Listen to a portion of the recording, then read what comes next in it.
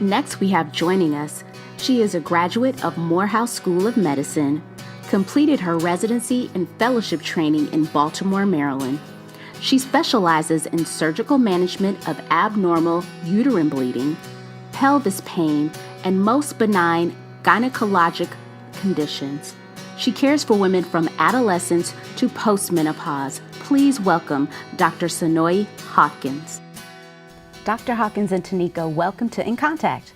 Thank you for having us. Thank you for having us. Thank you for being here. So I'll start with Dr. Hawkins. So heavy periods and abdominal pain are signs of fibroids. Can you talk to us about the difference of fibroids and heavy periods? Absolutely. So just because a patient has heavy bleeding doesn't necessarily mean they have fibroids. However, just because they have fibroids doesn't mean they have heavy bleeding. Okay. There are many symptoms of fibroids. I tell my patients, don't ignore any time that you feel like something just is not right. It could be heavy bleeding, which is the #1 symptom that most patients will come in and complain about, but it could also be pain with or without bleeding. It could be bloating, distension. I just feel like my abdomen is a little larger. And some of these patients don't even have heavy bleeding, are completely oblivious and have no idea that they have fibroids. Can fibroids lead to cancer?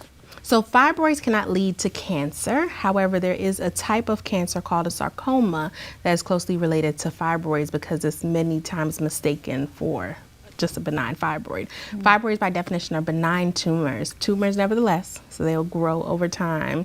But for the most part, when we're talking about fibroids, we're talking about the benign condition. So Tanika, can you tell me a little bit about the surgery that you experienced in reference to fibroids? Yeah, so I had an abdominal myomectomy, removing 27 fibroids. And that means that the doctor did they call it the bikini cut.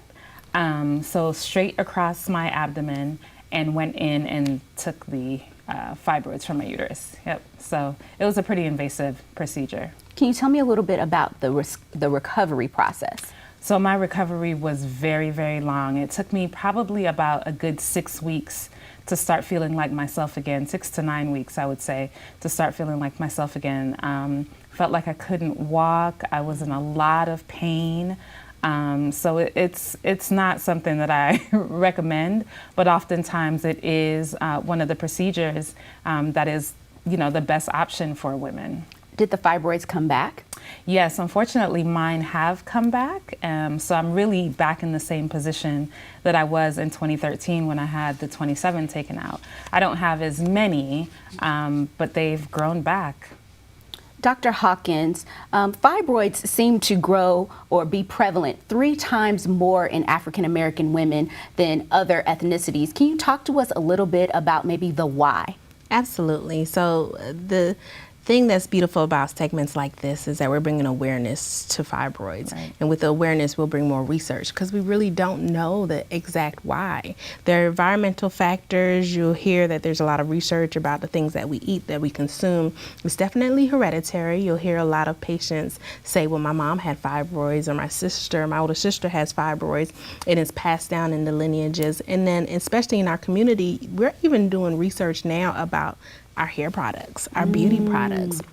We're doing research about the amount of vitamin D that we receive. Sunlight, us as African Americans, we have vitamin D deficiency, and they are finding a link with vitamin D deficiency to fibroids. So there's a lot of research that still needs to be done that why is not answered. Yeah. And so, shedding light on fibroids and just making everyone more aware of it is going to help us get answers to those questions.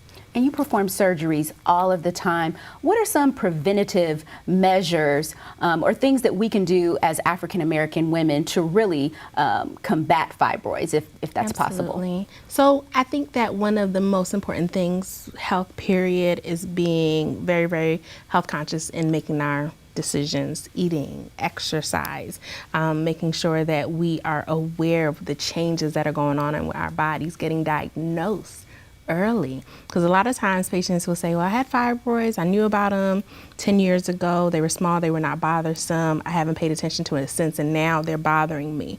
But fibroids, once you get that diagnosis, it is a diagnosis. It's something that should be followed over time, because your options will change and vary as they grow. They're tumors, they're gonna grow. So, you know, you'll hear some people say, well, if you eat this diet or if you do this nutritional cleanse, you'll get rid of fibroids. There's not one thing that can actually get rid of fibroids, but except getting rid of fibroids. Right. But I never disqualify a healthy diet. We know that red meats, beef, pork, processed foods, canned foods, those type of things are not necessarily healthy for us, and they can influence fibroid growth. There's good research to show that. So Tanika, why do you feel like we don't hear about fibroid awareness as often as we should? And what are some areas of opportunity that we can raise awareness, being that July is Fibroid Awareness Month? Talk to us a little bit about that. So that's a great question. I really think that we just have this stigma around talking about issues below the belt, especially for women. So culturally, you know, we're just taught to keep it classy, be a lady, be sophisticated. So when we're talking about issues that talk about period, pain, abdominal bloating, and you're not pregnant, those just aren't things that we feel comfortable about, and we're embarrassed by it. We have guilt about it. I remember when I was first starting this organization, I thought to myself, well, there's no way that I could share that I had 27 fibroids removed, because somehow I had associated the 27 fibroids with being my fault somehow. So I think that's the reason we don't talk about it, and we're taught to keep it moving and to just make things happen, keep your career going. So I definitely think that, you know, the stigma needs to be erased, the guilt needs to be erased. We need to stop feeling embarrassed. This is a part of, you know, what happens sometimes with our bodies. And I think, to your question, I think there's a real opportunity to share your story. So many times when we share our story, we understand how we get to a healing place. After I started this organization, I really realized how my story impacted so many women. And through that, I got my own healing. So I think it's so important, not only for our physical health, but our psychological health as well. Absolutely. And can you expound a little bit more? You know, when you mentioned mental health, physical health, but also creating that awareness, and this platform is fantastic to have a subject matter expert as well as an advocate for fibroids to really bring awareness to the Atlanta metro area. Are there some other areas that we need to focus on, including awareness, education, anything like that you'd like to piggyback on? Yeah, I'll just say really quickly before Dr. Hawkins that I really think it's important for us to notice what's happening with our periods. So obviously we have the expert here who can share, you know, what that standard is. But a lot of times, for example, when my mother had fibroids, and I still didn't feel like this could be happening to me. So when my periods were heavy and out of control, I was just like, oh, this is just how periods work. I'm a woman, this is what happens. And I think so many times there are women that are hemorrhaging, and we're thinking that is just a part of how it is, because that's what we've always heard. We've always heard that as a woman, you have your period and it can be painful and you can bleed.